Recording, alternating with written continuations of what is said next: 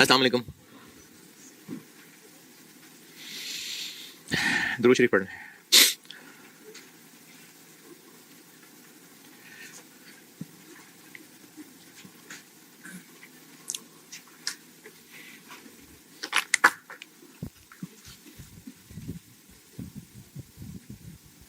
आई 36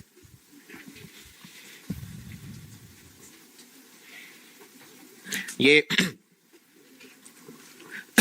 FR2 में mix हो सकता है और इसलिए इसमें इंटेंजिबल एसेट्स से जो रिलेटेड बात थी वो भी स्पेसिफिकली बता देता हूँ, क्योंकि I38 पढ़ना है हमने इंटेंजिबल एसेट्स।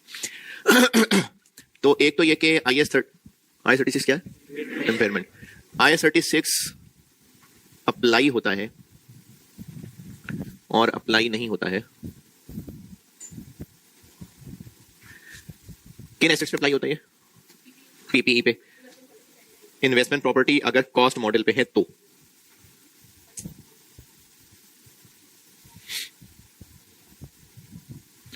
और इंटेंजिबल एसेट ये हमने FR2 में पढ़ने। इंटेंजिबल एसेट्स FR2 में पढ़ाने, इन पे लॉन्ग क्वेश्चन भी आ सकता होता है। और आपके पढ़े हुए वाले बता रहा हूं, उनमें से फाइनेंशियल एसेट्स पे ये अप्लाई नहीं होता। ये हमने आपने बचपन में पढ़े में, तो ये डेटर्स हैं क्या हुआ? अच्छा,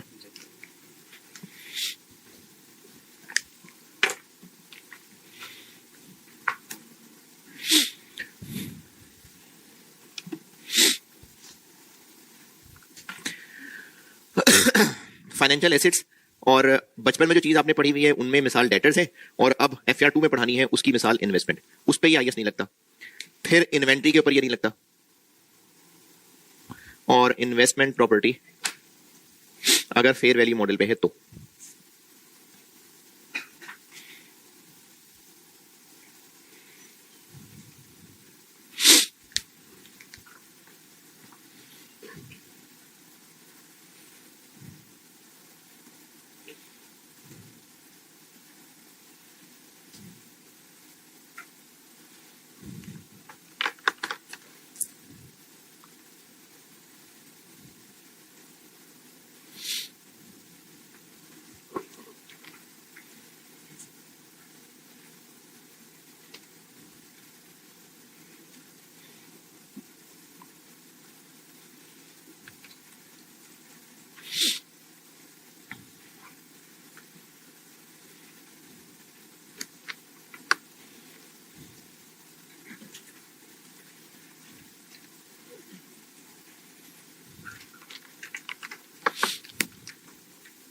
अच्छा, फिर इसके अलावा एक चीज ये भी पहले पढ़ी हुई है और I38 में काम आनी है बात, इसलिए ये भी मैं रिकैप में बता रहा हूं।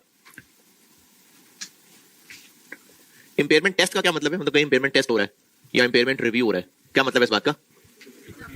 कैरिंग अमाउंट को रिकवरेबल अमाउंट से कंपेयर करना। तो ये कब करना होता है? इसमें ना दो बातें। अगर वो एसेट गुडविल है जो कि अब आएगा FR2 में कंसोलिडेशन में, अगर वो ऐसा इंटेंजिबल एसेट है जो अभी अवेलेबल फॉर यूज नहीं हुआ,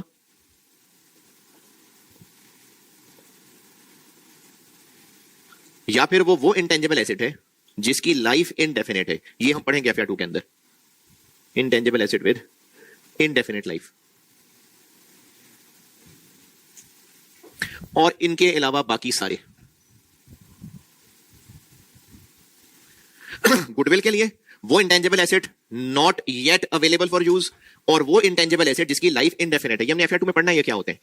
इन तीन के लिए इंपेयरमेंट टेस्टिंग हर साल होगी एनुअली, और बाकी सब के लिए जब इंडिकेशन।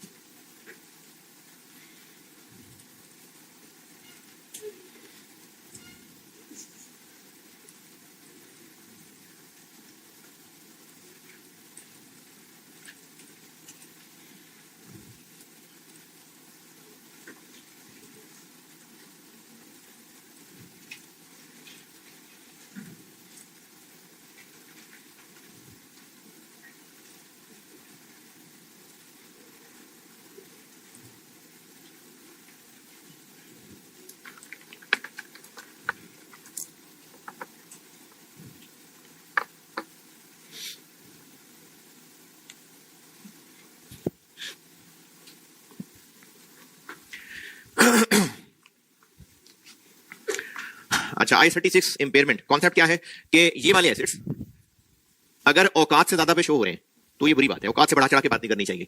और इनकी औकात को क्या कहते हैं? औकात को रिकवरेबल अमाउंट। कैरिंग अमाउंट पे तो शो हो रहे हैं, औकात है रिकवरेबल अमाउंट। तो कॉन्सेप्ट क्या है कि इनको रिकवरेबल अमाउंट से ज्यादा पे शो नहीं करना। तो अगर रिकवरेबल अमाउंट ज्यादा है तो ठीक है, और अगर कम है तो फिर इसको इंपेयर कर लेंगे।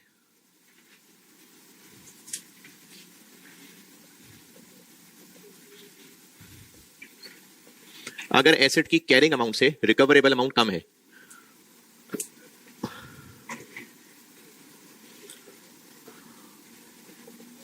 तो फिर एसेट इंपेयर्ड है।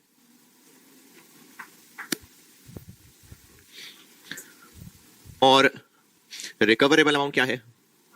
हायर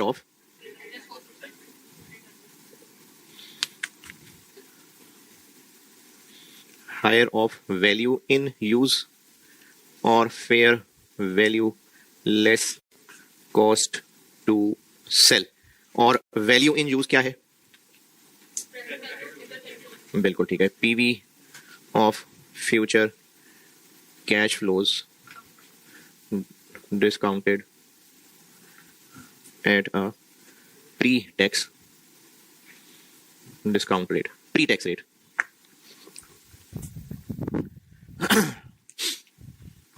I36 का इतना रिकैप बहुत है। एक सवाल छोटा सा लिख लें, इसको नोट कर लें, फिर एक सवाल लिख लें।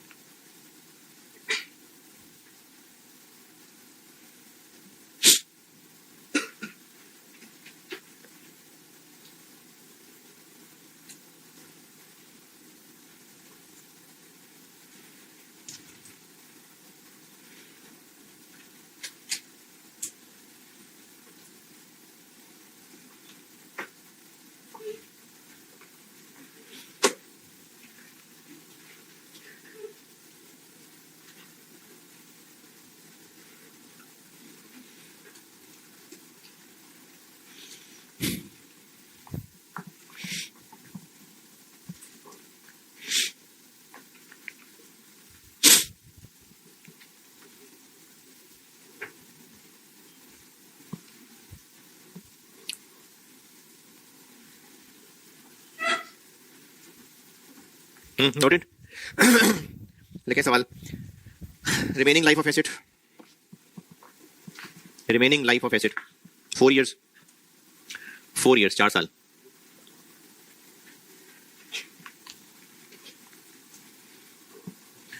Estimated future cash flows, estimated future cash flows are as follows.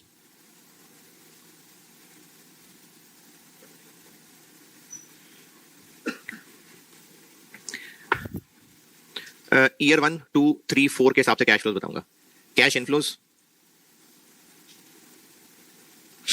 240 million, 360 million, 400 million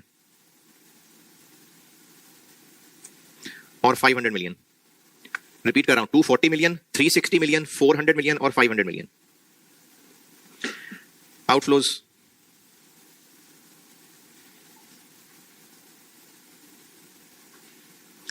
100 million, 150 million, 220 million, 300 million। Net disposal proceeds, outflows repeat कर रहा हूं, 100, 150, 220 और 300। Net disposal proceeds at end of life 80 million, 80।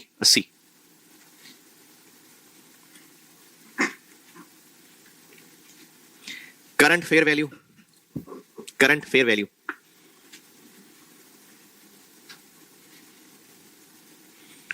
580, 580 million।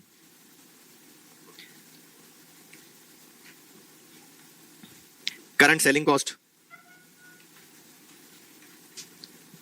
5 million, 5 million.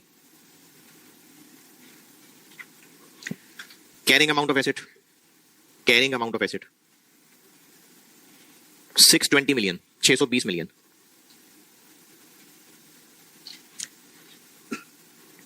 Pre tax discount rate, pre tax discount rate 12%, post tax discount rate 9%।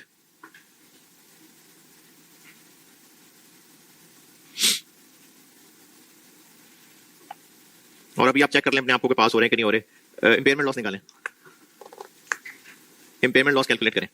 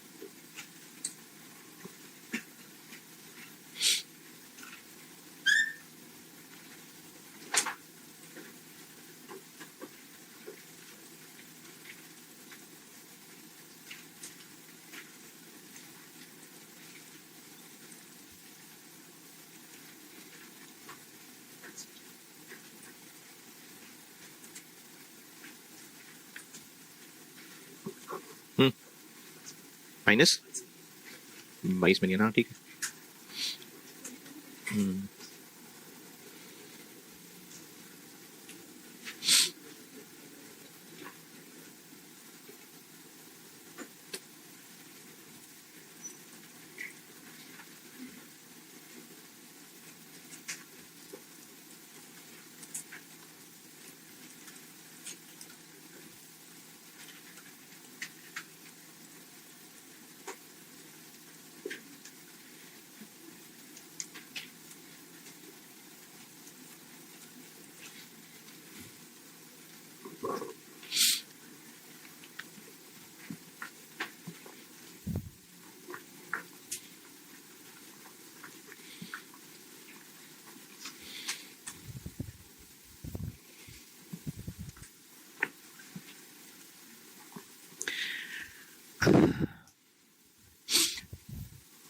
अच्छा, ये recap में सिर्फ आपकी तसल्ली के लिए और आपके एग्जिस्टिंग रजिस्टर के 5-6 पेजेस भरने के लिए दे रहा हूं, वरना आप खुद ही करते, लेकिन ऐसी बस आप खुश हो जाएंगे तो इसलिए दे रहा हूं रिकैप।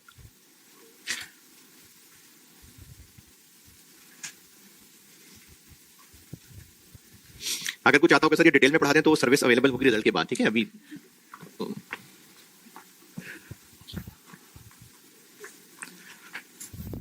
देर लगा दी भाई।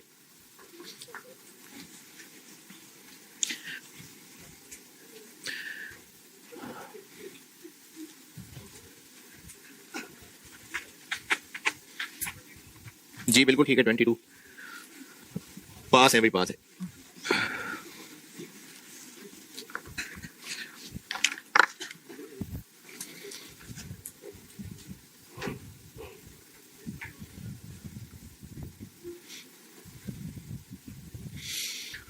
अच्छा, ये भी आप लोगों ने अपने टीचर से जिस जिस फॉर्मेट पे पढ़ा है ना, कर लें वैसे कर लें।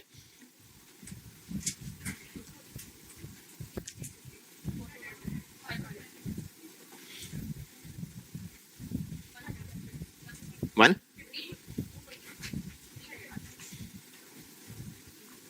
और एंड के ऊपर नेट डिस्पोजल तो 80।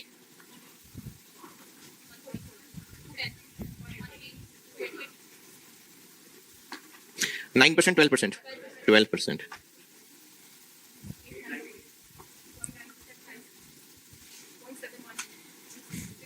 63 5, चलो ठीक है, 598।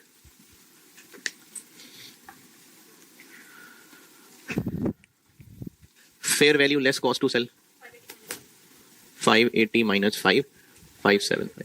तो रिकवरेबल अमाउंट हो गई 598, तो कैरिंग अमाउंट है 620, रिकवरेबल अमाउंट है 598, तो 22।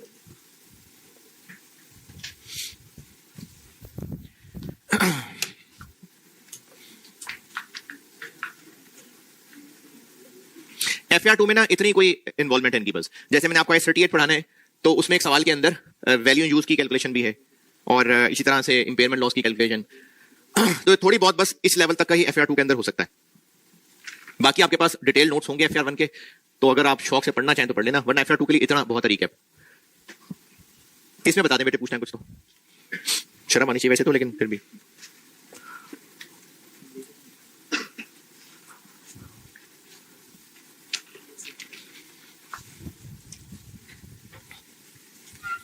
अच्छा वो मुझे ना वो कल कुछ स्टूडेंट ने पूछा था कि किताब का, तो मैं बताऊंगा अभी, मैंने कहा रिकैप दे दूं तो अगले हफ्ते में जब बाकी बच्चे भी आ जाए। अच्छा मैं ना मंडे को नहीं आ रहा, मैंने वो आउटस्टेशन जाना है, तो ट्यूसडे से मैं इंशाल्लाह मैं आपको पूरी गाइडेंस दूंगा कि FR2, क्योंकि मैं FR2 को तो भी डिस्कस ही नहीं किया ना, मैं तो भी इसका रिकैप दे रहा था। तो मैं ट्यूसडे वाले दिन FR2 का पूरा प्लान जब डिस्कस करूंगा तो फिर आपको बताऊंगा कि कौन सी किताब है और मैं नोट्स कौन से लेके चलूंगा, फिर बताऊंगा। वैसे तो पैक वाली ही कहूंगा, तब भी यही कहूंगा, लेकिन मैं आपको तब डिटेल बताऊंगा कि स्टडी मटेरियल क्या रखना है FR2 का ट्यूसडे को इंशाल्लाह।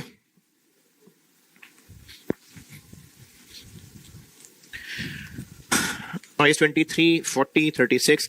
चले जी, अब आपने अपनी बचपन जवानी लगाई है IS पे, तो IS 16 की बात करते हैं। और IS 16 में मैं आपको सिर्फ दो चीजें रिकैप दे रहा हूं, बाकी नहीं दे रहा। आपको आता है रिड्यूसिंग बैलेंस, स्ट्रेट लाइन सब आता है, सिर्फ और सिर्फ एक सादी सी कैलकुलेशन रिवैल्यूएशन की दिखा रहा हूं और नोट की एक पिक्चर बना के दे रहा हूं बस। और नोट भी इसलिए बना के दे रहा हूं क्योंकि वो FR2 में होना है इस्तेमाल, यानी FR2 में भी PPE का नोट भी एग्जामिनेबल है और IS 38 एक चीज पढ़ानी है तो उसका नोट PPE जैसा है, इसलिए मैं आपको बस ये दो चीजों का रिकैप दे रहा हूं, बाकी नहीं। वो आपने बचपन जवानी बहुत लगा दी है, तो सिर्फ रिवैल्यूएशन और उसका नोट बस। अच्छा रिवैल्यूएशन में ना आपने अपने टीचर से जैसे सीखा है, टेबुलर वर्किंग, सारे टीचर टेबुलर वर्किंग ही करवाते होंगे, आप जिस वर्किंग में कंफर्टेबल है ना आप ऐसे चलिएगा। जिन्होंने मुझसे नहीं पढ़ा हुआ, मैं एक वर्किंग तो बना ही दूंगा सामने, मैं ऐसे कराता हूं, तो अगर आपने किसी और तरीके से पढ़ा है और वो आपको पक्का आता है तो वैसे ही चलिएगा।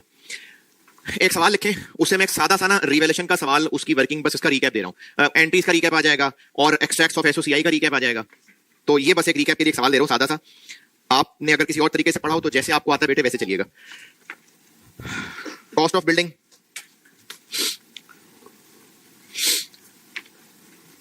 600 million, useful life 10 years,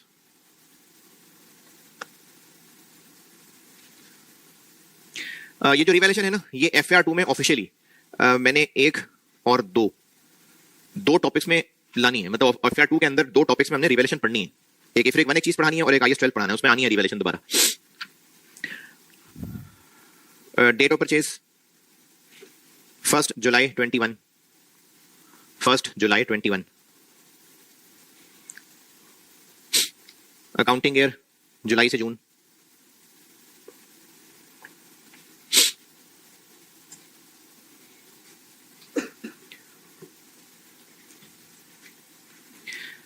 Building was revalued as follows. Building was revalued as follows.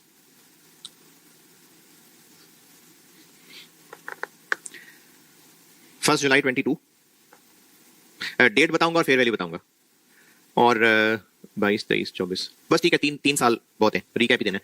1 जुलाई 22, इस दिन फेयर वैल्यू है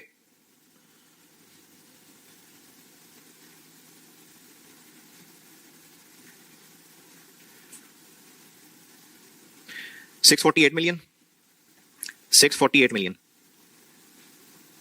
और 1 जुलाई 23, ना हर साल रीवैल्यू होना जरूरी है और ना वैल्यू में इतना चेंज आना है जितना मैं बता रहा हूं। मैं तो सिर्फ 2-3 साल में रिकैप देना चाह रहा हूं, इसलिए अगले साल बहुत बढ़ा ली और अगले साल बहुत गिराने लगा हूं। तो 1 जुलाई 23 को कर लीजिए 424 मिलियन। इतनी नहीं लूट मची होती कि कहां से कहां गिर जाए, बस 2 सालों में समेट रहा हूं इसलिए इतना गिरा दिया बिल्डिंग को, बस ये दो बहुत हैं। और ये बात आप सबको पता है कि अगर खामोशी है तो सरप्लस से रिटेन अर्निंग में ट्रांसफर करना बाय डिफॉल्ट होता है। ओके, मुझसे रिक्वायर्ड है, हमसे मिल मिला के रिक्वायर्ड है। जनरल एंट्रीज 30 जून 2024 तक की, 30 जून 2024 तक की जनरल एंट्रीज, और एक्सट्रैक्ट्स ऑफ एसओसीआई और एसओएफपी, एक्सट्रैक्ट्स ऑफ एसओसीआई और एसओएफपी 2023 और 2024 के 2 साल के एक्सट्रैक्ट्स और तीन बनते हैं। फर्स्ट जुलाई 21 खरीदा ना, 22 23 24, हाँ 3 साल की एंट्रीज और 2 साल के एक्सट्रैक्ट्स, ये रिक्वायर्ड है मुझसे। 3 साल की एंट्रीज हैं, 8-10 एंट्रीज होंगी और एक्सट्रैक्ट्स के लिए 1 पेज बहुत होगा, तो 2 पेज छोड़ के ये वर्किंग में आ गए। डेट, थोड़ी सी अंग्रेजी और रुपीस के मैं चलाता हूं 3 कॉलम। अगर आपने 4-5 जैसे भी अपने टीचर से सीखे ना, आप जो उसमें पक्के हैं वैसे कर लीजिएगा। मैं 3 कॉलम चलाता हूं, एक एसेट का कॉलम है और एक रीवैल्यूएशन का जो डेबिट क्रेडिट होता है, एक सरप्लस का कॉलम है और एक पीएनएल का कॉलम है। जब रिवैल्यूएशन की एंट्री करते हैं तो रिवैल्यूएशन सरप्लस डेबिट क्रेडिट और कभी पीएनएल डेबिट क्रेडिट होता है, ये मैं उन दोनों का कॉलम, तो मैं इसको 3 कॉलम में चलाता हूं। फर्स्ट जुलाई 21 को कितने की खरीदी? 600 की। 30th जून 22, डेप्रीसिएशन 10 साल लाइफ है 60।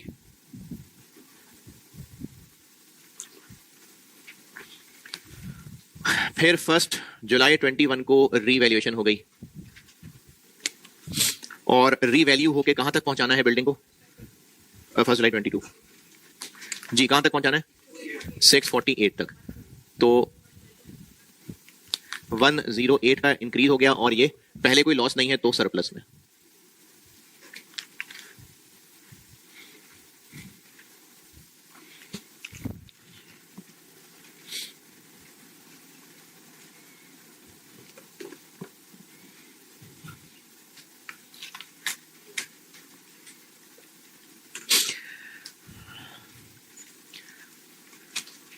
अच्छा, बाकी स्टैंडर्ड्स का तो मैंने बिल्कुल थोड़ा थोड़ा रिकैप दिया है, लेकिन इसके लिए ना खास तौर पे कह रहा हूं कि अगर आपने अपने FAR 1 वाले नोट्स रजिस्टर्स फेंकने भी हो ना, या किसी को सदका भी दे देने हो, तो रिवैल्यूएशन वाला पोर्शन जरूर अपने पास संभाल के कॉपी करके फोटोज लेके रखना, क्योंकि जब IFRIC 1 एक टॉपिक पढ़ाना है, मेरा ख्याल है तकरीबन कोई 14-15 क्लासेस के बाद बारी आएगी उसकी तकरीबन, और तब कहूंगा कि रिवैल्यूएशन रिवाइज कर लें, चाहिए होगा उन सवालों के अंदर। और कोई 2-2.5 महीने के बाद, 2 महीने बाद IAS 12 पढ़ाऊंगा, तो तब आपको कहूंगा रिवैल्यूएशन रिवाइज कर लेना, क्योंकि इसमें जरूरत पड़ेगी इसकी।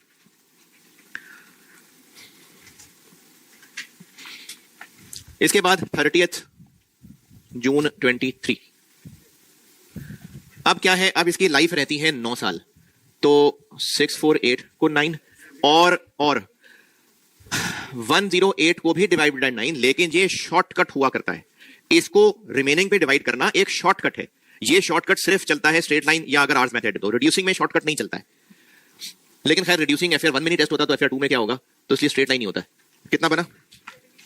72 12 576 96।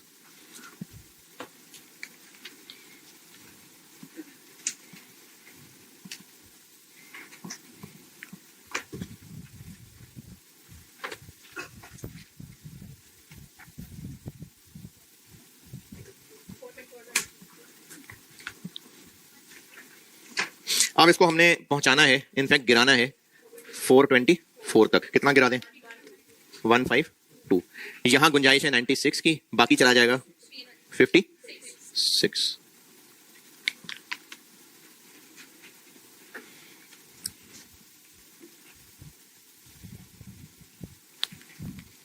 फोर 24 के पास जिंदगी बची है 8 साल, तो 56 के पास भी 8 साल। 53 7 371 49, और इसकी कोई एंट्री नहीं होती। ये सिर्फ और सिर्फ कल को काम आएगा जब कभी रिवैल्यूएशन दोबारा अपवर्ड होगी, तो अदरवाइज इसकी एंट्री कोई नहीं होती 7 रुपए की, 7 मिलियन की।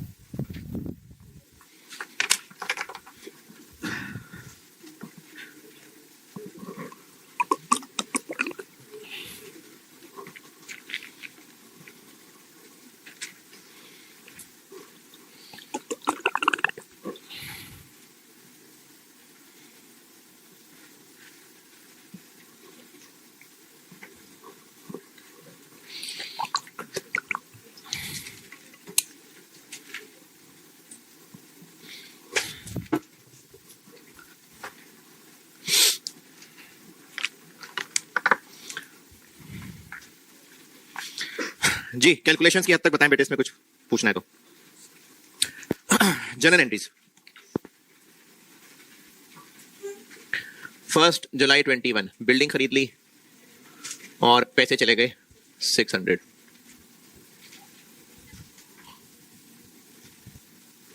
फिर ईयर एंड पे डेप्रिसिएशन चार्ज हुई 60 और उसके बाद अगले साल के शुरू होते ही 1 जुलाई 22 रीवैल्यूएशन हुई। तो रीवैल्यूएशन के टाइम पे दो एंट्रीज होती हैं, एक एक्यूमुलेटेड को एलिमिनेट करते हैं, जितना भी एक्यूमुलेटेड में बैलेंस था वो था ही अभी 60, और उसके बाद ये एंट्री की अमाउंट्स हैं, ये रीवैल्यूएशन की एंट्री की अमाउंट्स हैं। इस वर्किंग से हमें रीवैल्यूएशन की एंट्री की अमाउंट्स मिलेंगी। बिल्डिंग को बढ़ाना है बिल्डिंग डेबिट, सरप्लस को बढ़ाना है सरप्लस क्रेडिट।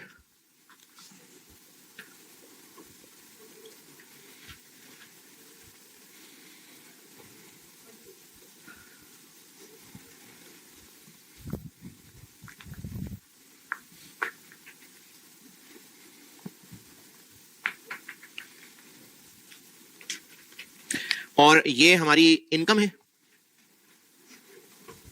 इनकम बढ़ गई नहीं, ये इक्विटी ग्रुप का अकाउंट है, इक्विटी बढ़ रही है। और उसके बाद जब 2023 खत्म होगा तो डेप्रिसिएशन चार्ज होगी 72 और सरप्लस से रिटेन अर्निंग को ट्रांसफर होगा रिवैल्यूएशन सरप्लस डेबिट और रिटेन अर्निंग्स क्रेडिट 12।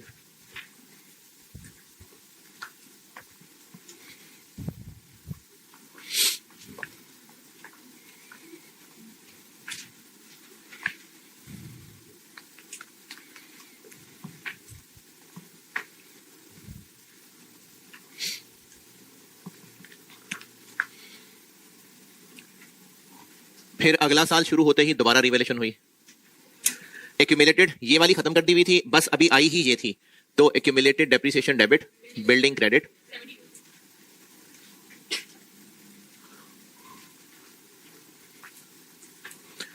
और ये एंट्री की अमाउंट है। ये बिल्डिंग कम हो रही है बिल्डिंग क्रेडिट, सरप्लस कम हो रहा है सरप्लस डेबिट, ये लॉस पीएनएल को जा रहा है पीएनएल डेबिट, तो पीएनएल डेबिट, अच्छा पीएनएल भी लिख सकते हैं, रिवैल्यूएशन लॉस भी लिख सकते हैं, रिवैल्यूएशन सरप्लस डेबिट और बिल्डिंग क्रेडिट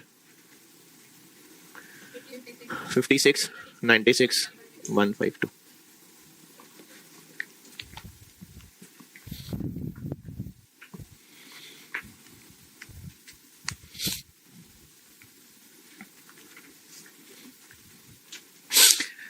अच्छा ये चूंकि मैं आपको सारा रिकैप दे रहा हूं इसलिए मैं सारा कुछ बता रहा हूं, समझाया नहीं है, ये बता रहा हूं, इसलिए बार बार कह रहा हूं कि आपने जैसे पढ़ा हुआ है ना, आप उसमें पक्के हैं तो उसमें रहिएगा, सिर्फ बता रहा हूं।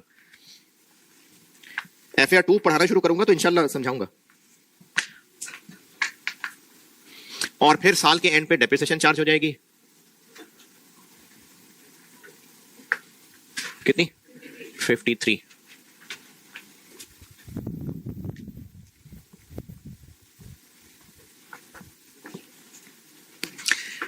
ये एंट्रीज नोट कर लें, फिर मैं एसओसीआई समझाता हूं। और एसओसीआई चूंकि मुझे एफएआर 2 में जरूरत है इसलिए ये मैं फिर से समझा देता हूं, एसओसीआई समझा देता हूं, एफएआर 2 में चाहिए ये।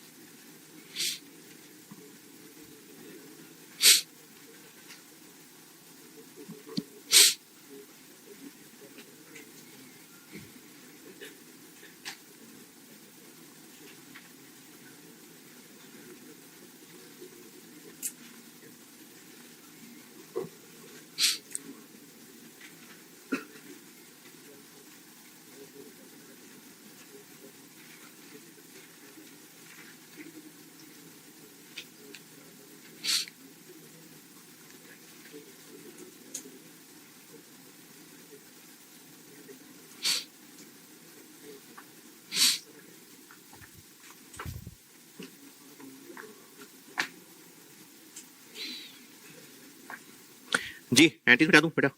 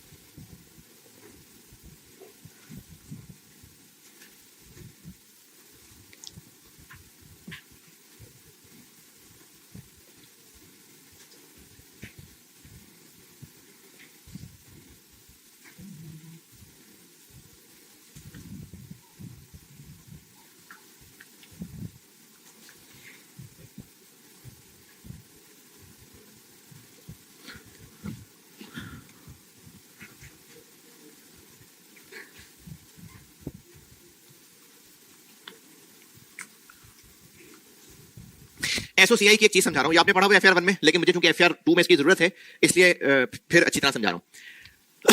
Statement of comprehensive income, statement of cash flows, statement of changes in equity और स्टेटमेंट ऑफ फाइनेंशियल पोजीशन, और उसके अलावा होते हैं नोट्स।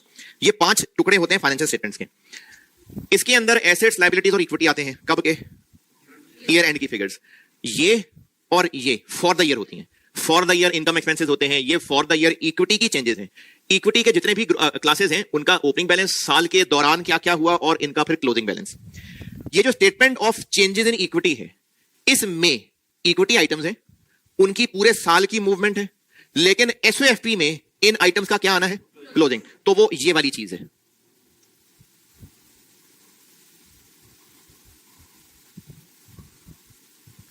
ये जो चेंजेस इन इक्विटी में इनके क्लोजिंग बैलेंसेस हैं, यही एसओएफपी में प्रेजेंटेड है।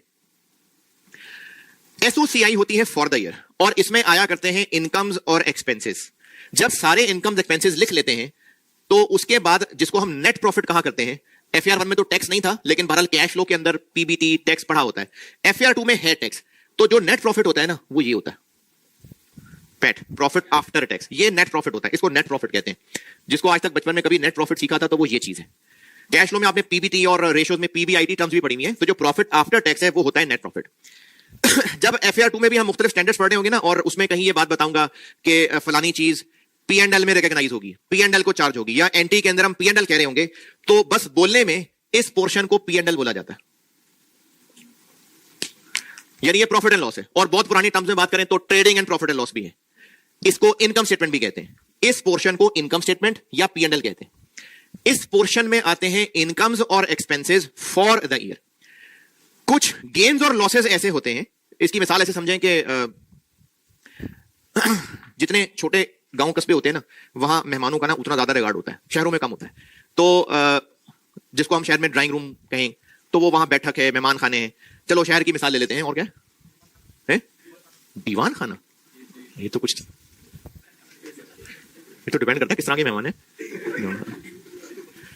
अच्छा, अब जो चलो यहाँ शहरों में ड्राइंग रूम है, तो हुआ ये कि हमारे घर कुछ मेहमान आए जिनको फैमिली के साथ घर के किसी कमरे में बिठाया जा सकता है, लेकिन उनका कोई ड्राइवर या कोई ऐसा आउटसाइडर है जिसको हम घर के अंदर नहीं ला रहे, तो उसको चौक पर नहीं खड़ा करेंगे, शायद कोई दरवाजे के अंदर कुर्सी रख के बिठा दिया या किसी साये की जगह पे बिठा दिया। अब है वो भी टेक्निकली मेहमान, उसको भी चाय पानी दे ही देंगे, लेकिन वो हमारे रेगुलर मेहमानों के साथ अंदर के कमरे तक नहीं पहुंच पा रहा है मेहमान, लेकिन घर के अंदर रेगुलर कमरों में उसको एक्सेस नहीं है। तो ऐसे गेन्स और लॉसेस जो हैं gain loss for the year, लेकिन उनको रेगुलर कमरों में एक्सेस नहीं है, उनके लिए एक अलग कमरा बनाया गया है जिसको कहते हैं ओसीआई, अदर कंप्रिहेंसिव इनकम। है ये gain loss for the year, लेकिन इनका इनकम स्टेटमेंट में आना मना है, तो उनके लिए ये पोर्शन बनाया गया है, इसको कहते हैं ओसीआई, अदर कंप्रिहेंसिव इनकम। तो जो पैट आ जाता है उसके बाद लिखा जाता है अदर कंप्रिहेंसिव इनकम। और आपके एफआर 2 के सिलेबस तक दो चीजें हैं, एक एफआर 1 में पढ़ाए हुए हैं और एक एफआर 2 में आनी है, fair value gain loss financial instruments पे।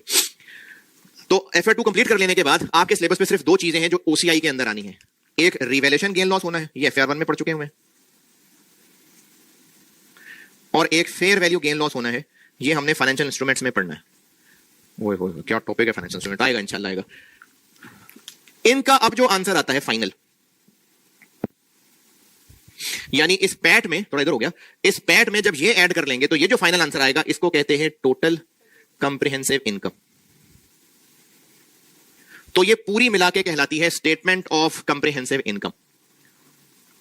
अगर आपसे क्वेश्चन में, क्योंकि एफआर 2 में ना और एफआर 1 में भी खैर डिस्कशन के सवाल भी होते हैं, लेकिन न्यूमेरिकल सवाल या एंट्रीज मांगी होंगी या नोट्स मांगे होंगे या एक्सट्रैक्ट्स ऑफ एसओसीआई एसओएफपी मांगे होंगे। तो जब आपसे एसओसीआई के एक्सट्रैक्ट्स मांगे जा रहे हैं तो इसका मतलब ये पूरी चीजों की बात की जा रही है। और अगर कहा जा रहा है extracts of profit and loss बना दे, तो बस सिर्फ ये मांगा जा रहा है। अब ये है फॉर द ईयर, यहां से फॉर द ईयर चीजें हैं, इसका जो एंड रिजल्ट है वो दो तरह की चीजें हैं, नेट प्रॉफिट और ओसीआई आइटम्स। जब ये प्रेजेंट हो गया ना, अब sales, cost of sales, admin, selling expenses, सारों का नेट रिजल्ट आ गया, तो एसओसीआई का जो एंड रिजल्ट है, यहां से जो आगे जाना है वो दो चीजें हैं, पैट है और ओसीआई है। इन पे इक्विटी ओनर्स का हक है, लेकिन इनको ओनर्स के हक में शामिल करने के लिए अलग अलग कमरे बनाए गए हैं। जो पैट है, इसने इनमें से रिटेन अर्निंग्स में जाना है, और ये जो ओसीआई है, इनके लिए अलग अलग रिजर्व होगा। जैसे इसके लिए सरप्लस है, इसके लिए नहीं, जनरल रिजर्व नहीं, FR2 में नई चीज पढ़ानी है ना, तो इसके लिए एक फेयर वैल्यू रिजर्व का हम रिजर्व बनाएंगे, पढ़ेंगे हम लोग। वो एक फेयर वैल्यू रिजर्व, वो एक और कॉलम यहां पर आ जाएगा। तो फॉर द ईयर एसओसीआई का जो एंड रिजल्ट आया, जो कि दो है, नेट प्रॉफिट और अदर कंप्रिहेंसिव इनकम, इन्होंने statement of changes in equity के अंदर अपने रेलेवेंट कॉलम में चले जाना है, और इनको अलग अलग नाम से भी लिखा जा सकता है या टोटल कंप्रिहेंसिव इनकम के नाम से भी लिखा जा सकता है। ये इस कॉलम में आ जाएगा, ये इस कॉलम में आ जाएगा। ये हरा मेरे ख्याल में रह गया है रंग, ये यहां से आना है ओसीआई से, और ये पैट आना है। तो एसओसीआई में इनकम एक्सपेंसेस प्रेजेंट होते हैं फॉर द ईयर, और जो इनकम एक्सपेंसेस नहीं कहला सकते लेकिन हैं बहरहाल वो मेहमान, उनको इस कमरे में बिठाते हैं, इनको अदर कंप्रिहेंसिव इनकम कहते हैं। और नेट प्रॉफिट ये रिटेन अर्निंग में जाके ऐड होगा, और ये वाली चीजें अपने रेलेवेंट रिजर्व के कॉलम में जाके ऐड होंगी। तो ये एसओसीआई और सोसी और एसओएफपी का आपस में लिंक है। तारे बहुत ज्यादा जुड़ गई हैं, लेकिन अगर आप फर्क कर पा रहे हैं और उसको लिखना चाहें तो लिख लें, ना लिखना चाहें तो मर्जी है आपकी।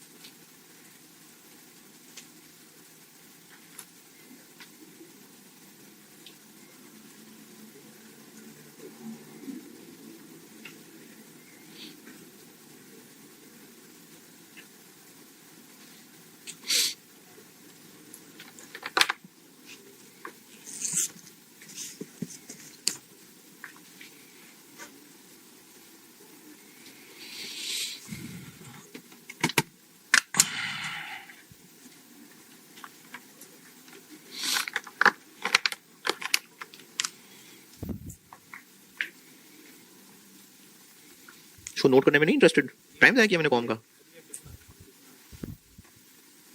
इतनी बेहिसी।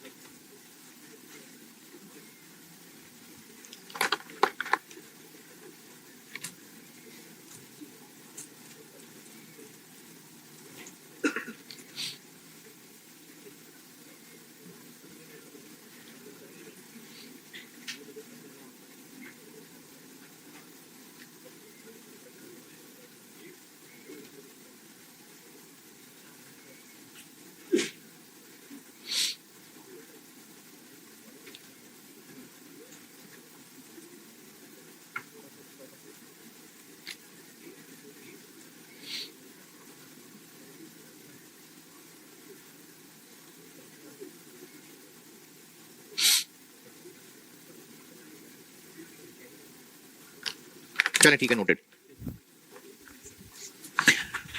इस सवाल में मैंने एक्सट्रैक्ट्स ऑफ एसओएफपी और एसओसीआई पूछे, और ये जो टेबुलर वर्किंग है यहां से हमें इनकी वैल्यूज मिल जाएंगी सारी।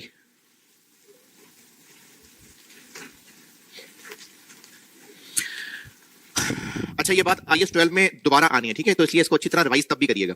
मैं आपको एंट्रीज से भी बता रहा हूं और इस टेबुलर वर्किंग से भी बता रहा हूं। वर्किंग से बताता हूं पहले। 2023 में रिवैल्यूएशन गेन है कि लॉस है? गेन है। कितना? 108। 2024 में कितना लॉस है? रिवैल्यूएशन लॉस कितना है? 152 है। ये लॉस चार्ज कहां होना है? वो दो टुकड़े हैं। बिल्डिंग की वैल्यू कितनी गिरी है? तो लॉस 152 है। अब इस 152 का डेबिट कहां जाना है? वो ये दो अलग अलग जगह जाना है। लॉस इतना है। इसी तरह मैंने चूंकि रखे ही सवाल में दो रिवैल्यूएशंस थी, वरना चलो FAR 1 में आपने पढ़ा हुआ है, इस सवाल से हटके मैं एक बात कर देता हूं। अगर ये ऐसे होता, इस सवाल में नहीं है, वैसे बता रहा हूं, अगर ऐसे होता ये, तो रिवैल्यूएशन गेन कितना है? 108 है। प्रॉपर्टी की वैल्यू बढ़ रही है 108, 90 नहीं बढ़ रही है, 108 बढ़ रही है। हां, उस रिवैल्यूएशन गेन को रिकॉग्नाइज कहां करना है? वो ये दो टुकड़े हैं। रिवैल्यूएशन लॉस 56 नहीं है, 152 है। उसको चार्ज कहां करना है? उसके ये दो टुकड़े हैं। तो अगर आपसे एक्सट्रैक्ट ऑफ एसओसीआई रिक्वायर्ड हो, तो हमें इस लॉस को दो टुकड़ों में तोड़ के प्रेजेंट करना है, इस गेन को दो टुकड़ों में तोड़ के प्रेजेंट करना है। कौन सा टुकड़ा ओसीआई से ऊपर आना है, कौन सा बाद में आना है, इसका तरीका यह है कि इस, चलो मैं यहां खड़ा हुआ हूं तो एंट्री से बता देता हूं। रिवैल्यूएशन वाली एंट्री में जो P&L डेबिट क्रेडिट हो रहा है वो P&L में आना है, और जो सरप्लस डेबिट क्रेडिट हो रहा है वो ओसीआई में आना है। तो इस एंट्री में जो सरप्लस डेबिट क्रेडिट है ये ओसीआई की फिगर है। और अगर टेबुलर वर्किंग से देखें तो ये ओसीआई की फिगर है।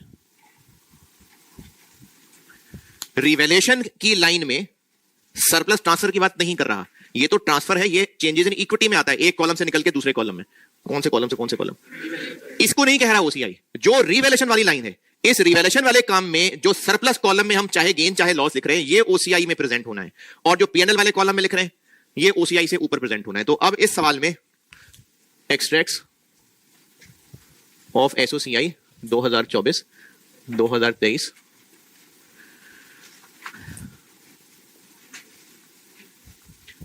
2023 में क्या हो रहा है? 23 में सिर्फ ओसीआई है।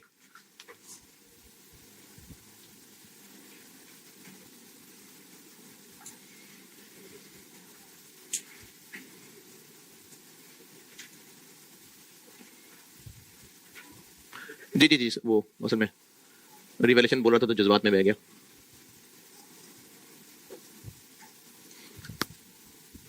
रिवैल्यूएशन गेन लॉस इससे ऊपर भी है, इससे नीचे भी है। ऊपर वो आना है जो P&L में जा रहा है, नीचे वो आना है जो सरप्लस में जा रहा है। तो 2023 में डेप्रिसिएशन है, ये 2023 है, ये 2023 है 72, और ये 2024 है 53। 2023 में रिवैल्यूएशन के टाइम पे P&L आ रहा है नहीं, 2024 में रिवैल्यूएशन के टाइम पे P&L आ रहा है, हाँ 56, और ये 56 है लॉस।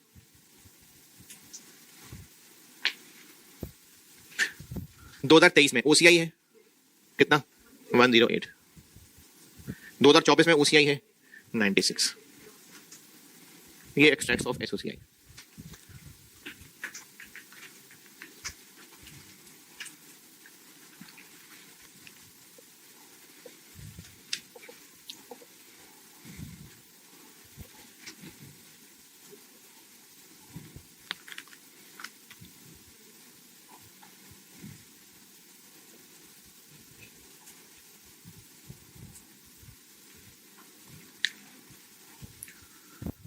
पीपी की कैरिंग अमाउंट ये कॉलम है।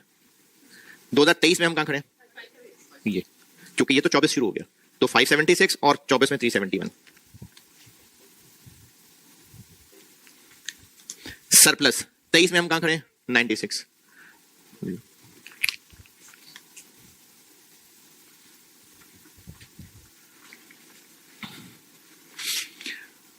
ये हो गया रिवैल्यूएशन का रिकैप।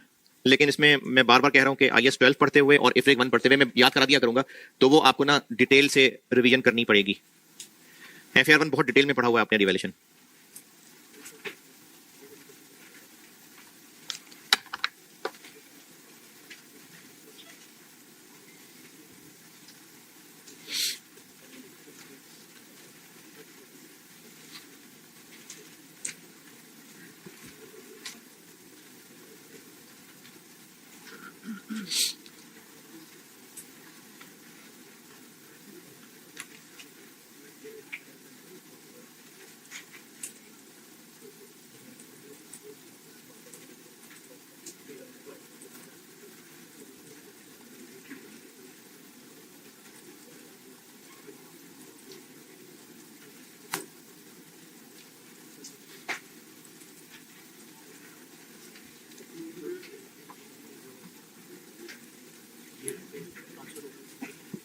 कहां ट्रांसफर हो रहा है?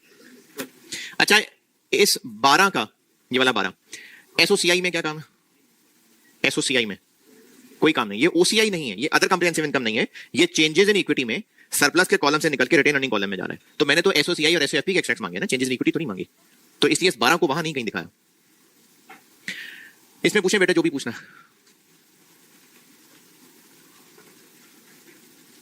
चले फिर पीपी का एक खुद से वैल्यूज अज्यूम करके जस्ट एक पिक्चर सामने लाने के लिए कि नोट में क्या करते थे इसके खुद से वैल्यूज ले रहा हूं, वो भी एक पिक्चर सामने दिखा देता हूं ताकि आए 16 बस फिर।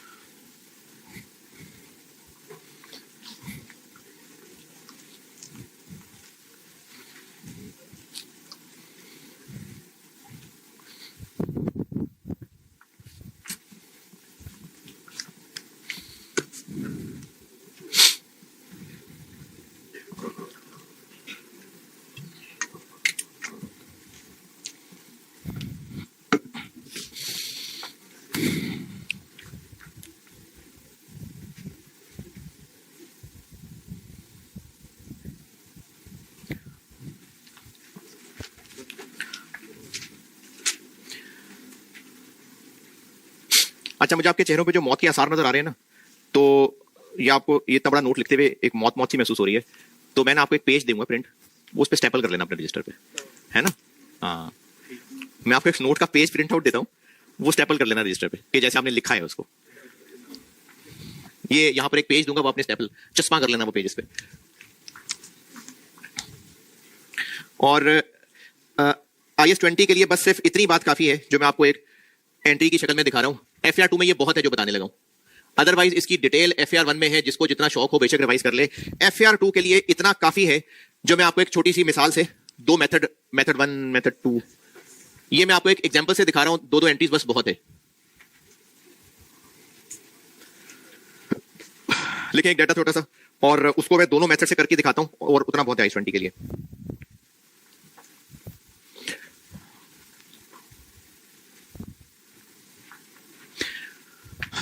यार मुझसे ना वो अभी क्लास के बाद ना वो पेज दे देना, ठीक है? वो फिर ट्यूसडे को उनको कॉपीज एक पेज एक पेज ही होगा, वो इन सबको दे देना, याद से है।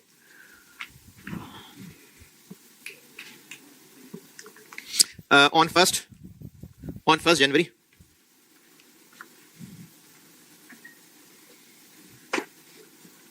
2023, on 1 January 2023 plant was purchased for 200 million, 200 million.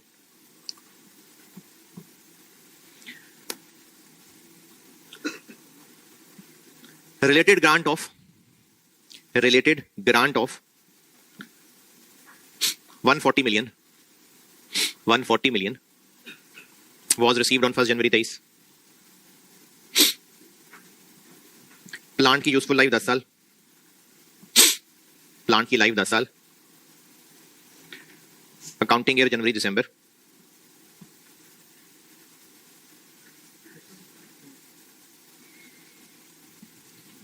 और रिक्वायर्ड है मुझसे जनरल एंट्रीज एसओसीआई और एसओएफपी के एक्सट्रैक्ट्स 2023 के, जनरल एंट्रीज एसओएफपी एसओसीआई के एक्सट्रैक्ट्स 2023 के।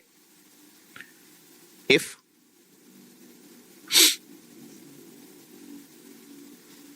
Part A, grant is deducted from cost of asset.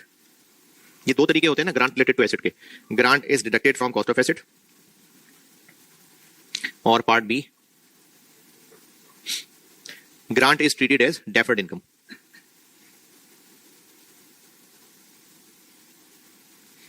और अगर आपको ये बात पता है पक्की तरह तो ठीक है, पता है नहीं तो लिख लेना। खामोशी हो तो इनमें से बाय डिफॉल्ट डेफर्ड वाला तरीका होता है। 1 जनवरी 23 को प्लांट खरीदा, प्लांट डेबिट, कैश क्रेडिट 2 नहीं कितना 200, और ग्रांट मिल गई तो कैश डेबिट और प्लांट ही क्रेडिट 140। अब प्लांट ही हमें कॉस्ट 60 का कर रहा है, तो फिर ईयर एंड पे इस 60 की डेप्शन चार्ज होगी 6। और दूसरे तरीके में प्लांट डेबिट, और जब ग्रांट मिलेगी तो उसके लिए अलग से एक अकाउंट क्रिएट हो जाएगा गवर्नमेंट ग्रांट नामी, और फिर इसमें ओवर द पीरियड इनकम बनना है किससे मैच करने के लिए, डेप्रिसिएशन से। तो 31 दिसंबर पे फिर दो काम होंगे, डेप्रिसिएशन चार्ज होगी पूरे 200 पे, और ये जो गवर्नमेंट ग्रांट नामी लायबिलिटी बनाई है ये इनकम बन जाएगी 14। ये दोनों मेथड से।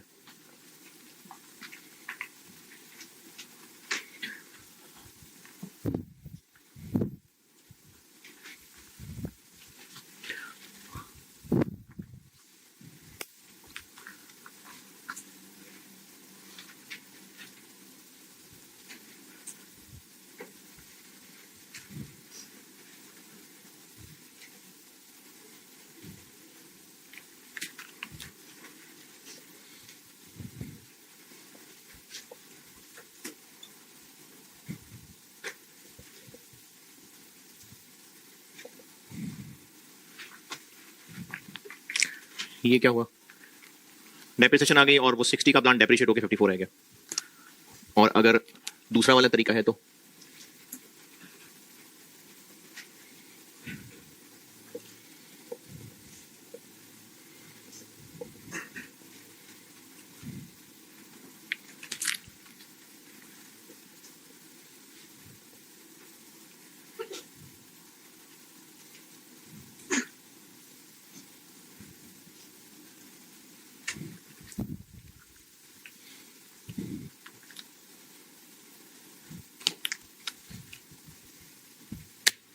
डेप्रिसिएशन पूरी 20 और ग्रांट इनकम 14।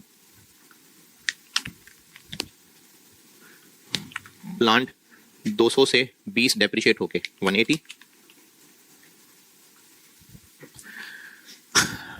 करंट पोर्शन जो अगले साल इनकम बनेगा,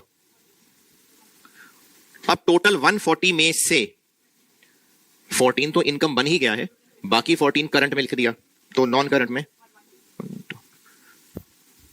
ले जी। ये था इखलाकन एहतरामन एमी प्यार से FAR 1 की कुछ चीजों का रिकैप। ट्यूसडे को इंशाल्लाह FAR 2 का कोर्स प्लान भी एमी इखलाकन ही देना होता है, आप तो उस कागज को भी फाड़ के फेंक ही देते हैं, तो उसको फिर मैं आपको पूरा पेपर 2 का स्ट्रक्चर और सब प्लान वो बताता हूँ। फिर इंशाल्लाह मैं IS 10 एक टॉपिक है उससे शुरू करूंगा फिर FAR 2। चलिए ठीक है जी, इंशाल्लाह ट्यूसडे को मुलाकात होगी। अल्लाह हाफिज।